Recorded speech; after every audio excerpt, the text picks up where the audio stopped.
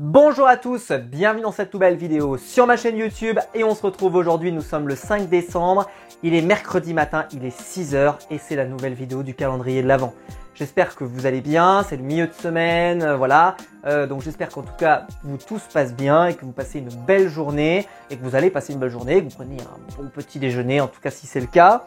Et aujourd'hui, je vais vous parler d'un coup de cœur inattendu. Alors même s'il y avait tous les ingrédients pour que ça soit un coup de cœur. Il y avait tous les ingrédients. Parce que déjà, le scénariste, c'est Jeff Lemire. Jeff Lemire, l'auteur de Green Arrow, New 52, qui est le mec qui m'a fait découvrir les comics avec le Green Arrow période donc DC Renaissance. Et également, il y avait Green Arrow Year One aussi, voilà, année 1, qui était vraiment excellent et qui m'a lancé. En tout cas, moi, c'est le personnage de Green Arrow qui m'a lancé. Et ce qui fait que l'auteur Jeff Lemire, et surtout quand il est accompagné de Andrea Sorrentino, vraiment pour moi c'est un duo qui fonctionne bien. Et Jeff Lemire, il est souvent accompagné par Andrea Sorrentino, ou alors il est parfois accompagné par Dustin Nguyen. C'est le cas par exemple sur Descender. Et c'est le cas sur le comics donc... c'est pas le cas du tout pardon sur le comics dont je voulais vous parler aujourd'hui, je m'embrouille, excusez-moi. C'est que là, Jeff Lemire, au lieu de se retrouver donc, classiquement avec Andrea Sorrentino ou Dustin Nguyen, là il va se retrouver avec Doug Mahnke. Bon. Doug Mahnke qui est un très bon dessinateur, il faut le dire tout de suite, mais c'est vrai que là c'est un peu moins, enfin c'est plus surprenant parce qu'il est vraiment Jeff Lemire souvent, c'est des associations qui reviennent, ou alors des fois Jeff Lemire est tout seul parce qu'il dessine un petit peu aussi, je suis pas très fan de son trait, mais il dessine. Alors donc c'est, je vous l'ai pas dit, hein, c'est Swamp Thing Green Hell. Alors déjà Swamp Thing Green Hell, il faut le savoir, c'est un comics dont j'avais entendu parler depuis longtemps, c'est-à-dire qu'avant qu'il sorte, j'avais vu ses fiches produits, etc., etc., et puis il a été repoussé, beaucoup avant sa sortie, parce que moi je me souviens d'avoir vu sur les fiches pendant très longtemps avant qu'il sorte, et puis au final il a fini par sortir. Je crois que même aux États-Unis il y a eu des problèmes, la sortie a été chaotique, etc., enfin bref il y a eu des problèmes, mais au final tout est là. Déjà commençons par le premier point, je vous en parle souvent sur cette chaîne, la question du livre-objet. La couverture est absolument sublime et de surcroît, le Swamp Thing avec ce format carré comme ça, des Urban, voilà, des Urban Black Label, excusez-moi, voilà, et ben forcément, et ben on se retrouve avec véritablement un comics qui fait très haut de gamme. Je trouve que voilà, alors c'est aussi parce que moi j'ai souvent des comics classiques, donc c'est vrai, mais d'un coup je trouve que ça habille la BD. On l'a vu notamment avec Arline par exemple, je trouve que ça rend la BD encore plus jolie, au-delà du fait que la couverture est absolument sublime.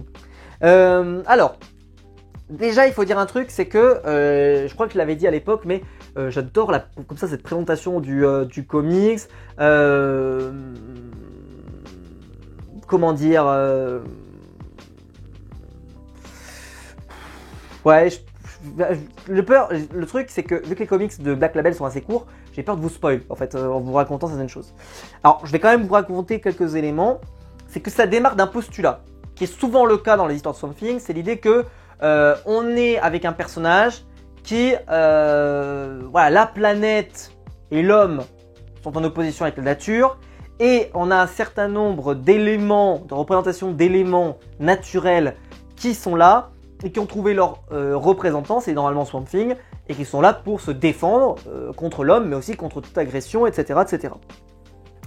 Et ça part de ce postulat-là. En tout cas, au tout début, c'est vraiment le postulat qui a été choisi. Et ils vont, voilà, il va y avoir une menace, etc., etc. Et donc, il va falloir se défendre contre lui. Précision quand même, parce que je trouve que ça ne se voit pas sur le dessin. C'est quand même un poil violent. Voilà, je trouve que sur la couverture, ça se voit pas beaucoup. Il y a des gens qui sont démembrés, par exemple. Il y a Constantine, alors qui est là d'ailleurs. J'ai choisi la planche avec Constantine, qui est plutôt intéressant et qui est parfois un peu violent. Voilà, bon, il est clopeur, machin, tout ce que tu veux, voilà, pour ceux qui aiment bien. Mais c'est vrai que ça en voit pas mal. Si vous voyez un peu comme ça, vous voyez ça se combat assez violemment. Et c'est un comics qui peut faire un petit peu peur. Je dis ça, moi ça m'a pas... voilà, d'ailleurs ils mettent horreur, tu vois, derrière, mais voilà, moi ça m'a pas terrorisé non plus, hein. Mais c'est juste que vous l'offrez pas au premier venu qui, voilà, Parce que moi je trouve que c'est dur de faire peur en BD, tu vois. Parce que par exemple, tu sais, quand tu regardes un film d'horreur, il y a des jumpscares, c'est-à-dire que d'un coup tu as un effet de cut et d'un coup tu as un personnage qui apparaît. Là, quand tu tournes la page et si d'un coup tu as une planche comme ça, bah elle va pas te sauter au visage la planche, tu vois, tu as le temps en la tournant de réaliser qui arrive, quoi. Donc c'est très dur d'avoir peur, je trouve, dans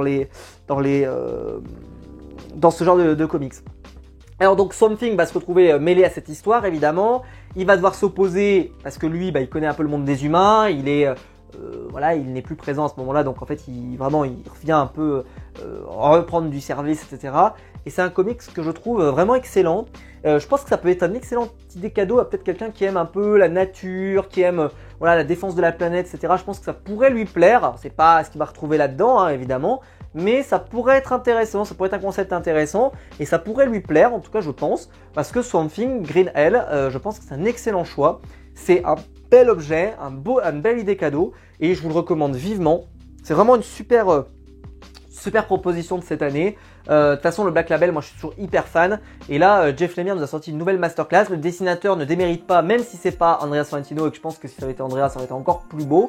Mais c'est déjà très beau. Je trouve qu'il y a un bel univers, il y a une belle ambiance. C'est très bien, voilà. C'est vraiment très très bien. Ça fait partie de mes coups de cœur cette année. Je vous le recommande vivement. Penchez-vous dessus, je pense que ça peut faire un excellent choix de cadeau.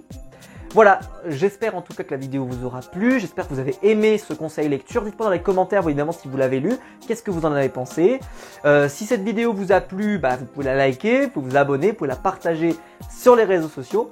Et puis quant à nous, de toute façon on va se retrouver très vite, demain matin à 6 h comme d'habitude, pour la nouvelle vidéo du calendrier de l'Avent. Ciao!